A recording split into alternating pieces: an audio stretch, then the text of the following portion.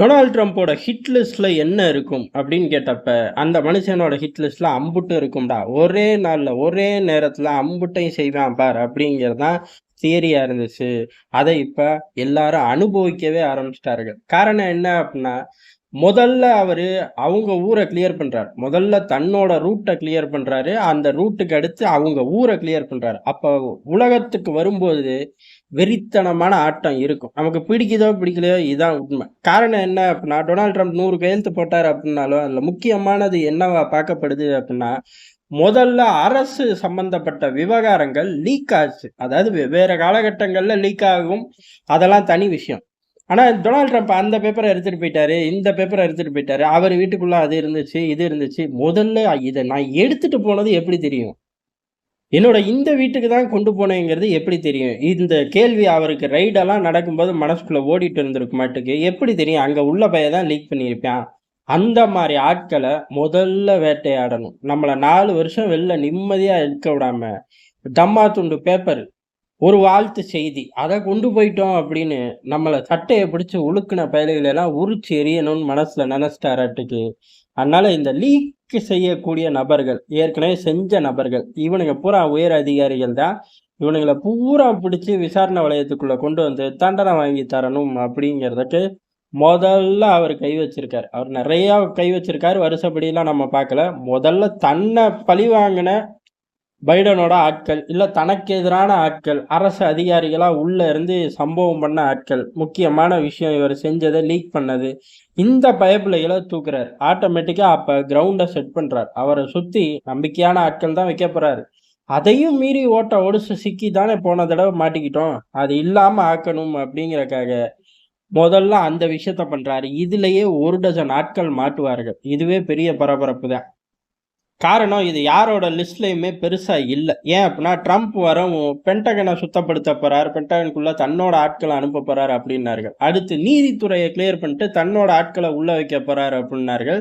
இந்த மாரி ஒவ்வொரு செக்மெண்ட்லயும் தன் செய்யக்கூடிய விஷயங்களுக்கு இடைஞ்சல் இல்லாம ஸ்மூத்தா கொண்டு போறதுக்கு எல்லா ஏற்பாடையும் பண்ணி வைக்கிறார் அப்டின்னு சொல்லப்பட்டுச்சு. உண்மையும் கூட தான். அத நோக்கி அவர் போயிட்டாரு வெல் செட்டில்டா. இருந்தாலும் இந்த ஆட்கள பிடிப்பான் மனுஷன் அப்டிங்கிறத யாருமே யோசிச்சு பார்க்கல.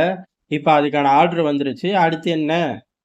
இந்த லீக் செய்யப்பட்ட ஆட்கள். இதுல மெயின் டார்கெட்டே டொனால்ட் ட்ரம்ப் சம்பந்தப்பட்ட கடந்த 4 வருடங்களுக்கு முன்னாடி 4 வருடங்கள் இவரு பிரசிடென்ஷியல் பீரியட்ல இருக்கும்போது, இவர் சம்பந்தப்பட்ட வெளில விட்ட ஆட்கள் எல்லாரும் மாட்டுவார்கள். அவனுங்கள போட்டு உலுக்குற உலுக்குல ஆட்டோமேட்டிக்கா இந்த 4 வருஷம் எவனாச்சும் இனிமே வந்து லீக் பண்ணுவான்? சத்தியமா பண்ண மாட்டான். அதே சமயம் பண்ணக்கூடிய ஆட்களையும் சேர்த்து பிடிச்சுட்டு போயிருவாய்ங்க. அப்ப முதல் அவர சுத்தி உ இருக்கக்கூடிய ஒரு 2, 3, 4 வட்டங்களும் கிளியர் அப்படிங்கிற ஒரு ஜோன கிரியேட் பண்ணிட்டார். இதுக்கு அடுத்து எப்பயுமே அவர் கை வைக்கக்கூடியது தான் என்ன அப்படின்னா, மெக்சிகோல இருந்து வரக்கூடிய அகதிகள். அவர்கள கை வைக்கிறார். ஏறக்குறைய அமெரிக்கால எமர்ஜென்சி அறிவிச்சுட்டார்கள். ராணுவம் உள்ள போய்க்க அப்படின்னு சொல்லியாச்சு. ராணுவம் கிளம்பி போயிருச்சா அப்படின்னு கேட்டா, இன்னும் போல. ஆனா அமெரிக்க ராணுவம் எந்த நிமிடத்திலயும் எல்லைகள்ல போய் சார்ஜ் எடுத்துக்கும். அதுக்கப்புறம் ஒரு பயம் உள்ளேயும் வர முடியாது, வெளியிலயும் போ முடியாது. ஆனா இந்த உள்ளேயும் வர முடியாது, வெளியிலயும் போ முடியாது. ஸ்மூத்தா நடந்துருமா அப்படின்னு கேட்டா, சிக்கல்கள் வரும். சந்திப்போம். இப்ப என்ன கெட்டு போச்சு? பிளான் ஏ நடக்காட்டி பிளான் பி. பிளான் பி நடக்காட்டி பிளான் சி. ஆனா அந்த இடத்துல ஆக்டிவா தான் நான் இருப்பேன் அப்படிங்கிற மாரி எல்லைகள குளோஸ் பண்றாரு. உள்ள ஆட்கள விரட்டி விடுறக்கு தீவிரமா செயல்படுங்க அப்படின்னு சொல்லி டாப் டூ பாட்டம் எல்லா பயலுக்கும் இன்ஸ்ட்ரக்ஷன் போயிருச்சு. இனி அத நோக்கி தான் செயல்படணும் அப்படிங்கிறது உறுதியாயி போச்சு. அதே மாரி எப்படியாச்சும் அமெரிக்காக்குள்ள போயிறணும், சம்பளத்த வாங்கிரணும், அதுக்கப்புறம் அங்கேயே பிள்ளைய பெத்தறணும், சிட்டிசன்ஷிப் கிடைச்சிரும் அப்படிங்கிற அந்த ஒரு வரலாற்றையே உடைக்கிறார். இங்க குழந்தை பிறந்துட்டாலே சிட்டிசன்ஷிப் அப்படிலாம் ஒண்ணும் கிடையாது. போ! அப்படின்னு சொல்லி அத கிழிச்சு வீசிடுறாரு. இது ஒரு பெருத்த அடி. இல்லீகலா போறவங்களுக்கும் அடி. லீகலா போயிட்டு சிட்டிசன்ஷிப்ல இப்படி ஒரு ரோட் மேப் இருக்கு. அதுல டிராவல் பண்ணலாம் அப்படிங்கிற கால்குலேஷன்ல இருக்கிறவங்களுக்கும் அடி. ஆக மொத்தம் ஏகப்பட்ட பயலுகளுக்கு இந்த விவகாரத்துல அடி. மெக்சிகோ எல்லைய மூடும்போது, மெக்சிகோ பக்கத்துல உள்ள பயலுக, மெக்சிகோ ரூட் எடுக்கக்கூடிய மத்த நாட்டு ஆட்கள் இந்த மாரி 1 டசன் கூட்டம் இருந்தாலும், இந்த பிறப்புரிமையில கை வைக்கும்போது, ஒரு பெரும் கூட்டம் அடி வாங்குது அப்படிங்கிறது தான். இது ஏறக்குறைய மெக்சிகோல உள்ளவர்கள் கனவு பூரா அமெரிக்கால வந்து பொழச்சிரணும் அப்படிங்கிறது தான். அதே மாரி உலகத்துல இருக்கிற அம்புட்டு பேரோட கனவு அமெரிக்கால போய் பொழச்சிருவோம் அப்படின்னு தான். டேய் அப்படியா? எனக்கெல்லாம் அந்த ஆசையெல்லாம் இல்லையே அப்படின்னு சொல்லக்கூடாது. அந்த ஆசை உள்ள அம்புட்டு பயலுக அப்படின்னு எடுத்துக்கணும். அவர்கள் அங்க போய் சிட்டிசன்ஷிப் வாங்குறக்கு 1000 வழிகள்ல இதுவும் ஒரு வழி. இது இப்ப பிரேக் ஆயிருச்சு. அதே சமயம் இங்க இன்னொரு விஷயத்தையும் பார்க்கணும். பெரும் பணக்காரர்கள் கூட இந்த விஷயத்த ட்ரை பண்ணுவார்கள். சவுதி போன்ற நாடுகள்லலாம் இது ரொம்பவுமே பெரிய அளவு ட்ரை பண்ணுவார்கள். குழந்தை பிறக்கும்போது அங்க போயிருவாங்க. அவங்களுக்கு சம்பாத்தியம் அப்படிங்கிறது விஷயம் கிடையாது. அமெரிக்க குடியுரிமை வாங்கிட்டு உட்கார்ந்துக்க வேண்டியது தான். சவுதியோட வரவுசுல வச்சுக்க வேண்டியது தான்னு பெரும் பணக்காரர்களும் இந்த விஷயத்த செய்ய தான் செஞ்சாங்க. வெறும் பொருளாதார பலத்துக்காக மட்டும் ஓடக்கூடிய கூட்டங்கள் இந்த லிஸ்ட்ல இல்ல. ஓரளவுக்கு கணிசமான சதவீதம் பெரும் பணக்காரர்களும் இந்த லிஸ்ட்ல மாட்டுவார்கள். அவர்கள் கனவும் உடையும். பெட்ரோல் டாலருக்கு எதித்தா பேசிக்கிட்டு இருந்தேல்ல, இந்த லிஸ்ட்ல நீயும் மாட்டிக்கிட்ட வா! அப்படிங்கிற மாரி நெனச்சு ஆப்பு வச்சாரோ என்னமோ! போக போக தான் தெரியும். இந்த 3 விவகாரங்களும் முதல்ல தன்னோட உள்வட்டத்த, வெளிவட்டத்த பெரிய அளவு சானிடைஸ் பண்றாரு. அடுத்ததாக அமெரிக்காவுக்குள்ள உள்ள பிரச்சனைன்னு அவரு பார்க்கிறது, பெரும்பாலான அமெரிக்கர்கள் பார்க்கிறது. ஏன்னா கூட்டம் ஜாஸ்தியானனால தான விலைவாசி கூடிப் போச்சு. இங்க உள்ளவனுக்கு வேலை இல்ல அப்படின்னு சொல்றது. இந்த இங்க உள்ளவனுக்கு வேலை இல்ல, இங்க உள்ளவன் அதெல்லாம் செஞ்சு தொலைய மாட்டேங்கிறான்னு தான் வெளியில இருந்து ஆட்கள வம்படியா கூட்டிட்டு வரார். மெக்சிகோல இருந்து வராய்ங்கன்னாலும், வந்து ஒரு பயலும் ஒயிட் காலர் ஜாப்க்குள்ள போறது கிடையாது. எல்லாருமே அங்க அமெரிக்கர்கள் தொடாத வேலைகள தான் தொட்டு பார்க்க போறார்கள். அவர்கள பத்தி விட்டு அமெரிக்கர்கள் அந்த வேலைய செய்வார்களா? அது அடுத்த பிரச்சனை. முதல்ல என் மனசுக்கு தோணிருச்சு. எங்க மக்களுக்கு தோணிருச்சு. இவனுங்கனால நம்ம வேலை கெடுது. வேலைவாய்ப்பு போச்சு அப்படின்னு. முதல்ல பத்தி விடுவோம். அடுத்து நம்மளே பெயிண்ட் பிரஷ்ஷ தூக்கி பார்ப்போம். முடியாட்டி கூப்பிட்டுக்குவோம். என்னமோ ஒரு தியரிய ஃபாலோ பண்ணுவோம் அப்படிங்கிற மாரி முடிவெடுத்து நகர்றார்கள். அதே மாரி இங்க வந்து பொறந்துட்டாலே சிட்டிசன்ஷிப் அப்படிங்கிற கண்டிஷன்ல நெறைய கிளாஸ் இருக்கு. எல்லா கிளாஸையும் தூக்கி வச்சுட்டு, அத பெரிய ஒரு தடை மாரி போட்டு விட்டார். இது அவரு ஏகப்பட்ட நாட்கள் பேசின ஒரு விஷயம் தான். காரணம் என்ன அப்புட்ன்னா, சில வருஷங்கள் கழிச்சு பார்த்தோம் அப்புட்ன்னா, நம்ம ஊர்ல நம்ம பையன் ஒருத்தன் கூட இருக்க மாட்டான். நம்மளோட வீடு, காரு, நிலம் எல்லாத்தையும் எவன் எவனோ வந்து யூஸ் பண்ணிக்கிட்டு இருப்பான் அப்படிங்கிறது, அந்த ஊர்ல ஒரு புகழ்பெற்ற பேச்சு. டொனால்ட் ட்ரம்போட பல பேச்சுகள்ல இந்த வரிகளும் சேர்ந்து அப்பப்ப உலா வரும். அப்பேற்பட்டவர்ட்ட அதிகாரம் வரும். இத நோக்கி போவார் அப்படிங்கிறது தான். ஆனா முதல் நாள்லயே பட்டு பட்டுன்னு ஒவ்வொரு ஜோனா பிரிச்சு போவார் அப்படிங்கிறது யாரும் எதிர்பார்க்கல. இப்படி இந்த 3 லேயர்கள கிரியேட் பண்ணவும், அடுத்த விஷயம் அப்படிங்கிறது ஆட்டோமேட்டிக்கா பொருளாதாரத்துக்கு வந்துட்டாரு. என்ன அப்படின்னா, அமெரிக்கர்கள் விலைவாசி உயர்வு ஏன் உயர்ந்துச்சு? அதுக்கான லிஸ்ட்ட போடு, என் கையில வந்து குடு அப்படின்ட்டாரு. அந்த லிஸ்ட்ல உள்ள காரணங்கள டக்கு டக்குன்னு தூக்கி வெளில வீசுறக்கு ட்ரை பண்ணுவார் அப்படிங்கிறது தான். என்னடா அமெரிக்க எல்லைய தாண்டி எப்படா இந்த மனுஷன் போவாரு அப்புட்ன்னா, அப்ப வரவே வேணான்டா அவரு. உள்ளூர்லயே இந்த சாத்து சாத்தும்போது அமெரிக்க எல்லைகள தாண்டி அதுலயும் ராணுவத்த கூட்டிட்டு வரும்போது கிழிஞ்சுக்கும். சிக்கிற நாடோட பொழப்பு அப்படிங்கிற மாரி எண்ண ஓட்டம் எல்லாருக்கும் இருக்கும்போது, அதே நாள் 3 நிமிஷத்திலேயே இம்புட்டு ஜோலிய முடிச்சாச்சே. அப்புறம் எல்லைய தாண்டி வர வேண்டியது தானே. போடு உக்ரைன் யுத்தத்துக்கே போட்டுருவோங்கிற மாரி முடிவெடுத்து பேசிட்டார். அதாவது ரஷ்ய அதிபர் புட்டின் சமாதானத்துக்கு வந்துரணும்.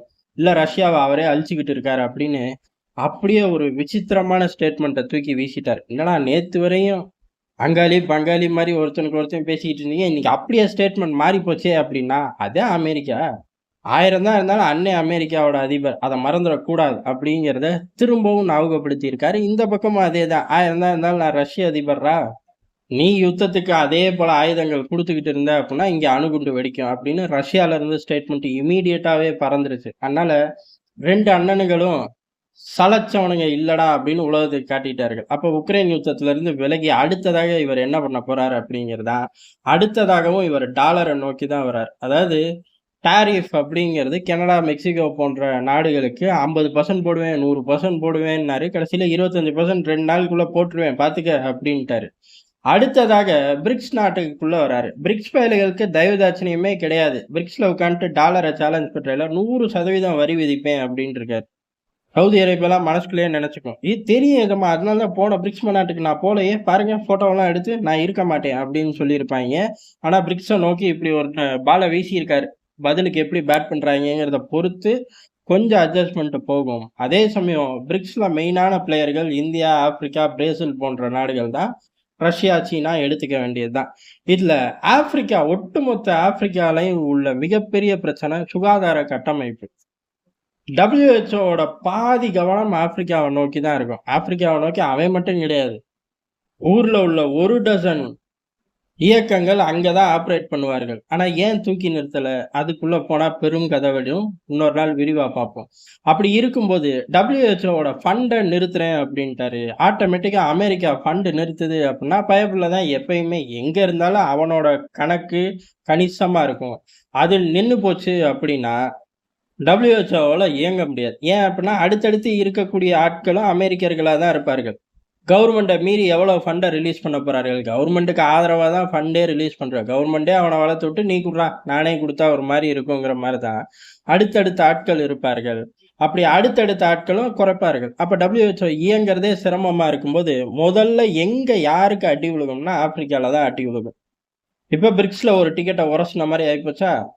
முடிஞ்சு போச்சு. பேரலரா எந்த திசைய நோக்கி அமெரிக்கா போகும், டொனால்ட் ட்ரம்ப் போவார் அப்படிங்கிறத அழகா காட்டிட்டார். இந்த மாரி சித்து விளையாட்டுகள நொடிக்கு ஒரு தாட்டி விளையாட போறேன் அப்படிங்கிற மாரி ஏகப்பட்ட எக்ஸிக்யூட்டிவ் ஆர்டர்ல கையெழுத்து போட்டு, தன்னோட ரோட் மேப்ப தெளிவாவே காட்டிட்டார். இனிமே ஆப்போசிட்ல உள்ளவர்கள் விளையாடுறத பொறுத்து, சாதகம், பாதகம், பாதிப்போட அளவு, இல்ல மைலேஜ் எடுக்கக்கூடிய அளவு, இந்த மாரி பல விஷயங்கள் மாறுதலாகும்.